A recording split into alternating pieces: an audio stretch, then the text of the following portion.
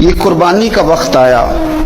تو رسول پاک صلی اللہ علیہ وسلم نے فرمایا، حضرت ابن عباس حضور کے چچا زاد ہیں، وہ کہتے ہیں نبی پاک علیہ السلام نے فرمایا فاطمہ اپنی قربانی کے قریب آ جاؤ اور گواہ بن جاؤ۔ فرمایا اس کے خون کا قطرہ زمین پہ بعد میں گرتا ہے، اللہ قربانی کرنے والے کے سارے گناہ پہلے معاف فرما دیتا ہے۔ حضرت فاطمہ کی شان اقدس پر بھی ہماری مائیں قربان، ہماری بیٹیاں قربان، کیا انداز ہے سیدہ کا، فوراً پوچھتی ہیں، فوراً امت کا بھلا کرتی، کہتی ہیں یا رسول اللہ صلی اللہ علیہ وسلم یہ صرف اہل بیت کے لیے ہے، یہ سارے مسلمانوں کے لیے۔ کیا کمال ہے، کتنا پیار ہے حضور کی امت سے، حضور یہ صرف اہل بیت نبوت کے لیے ہے۔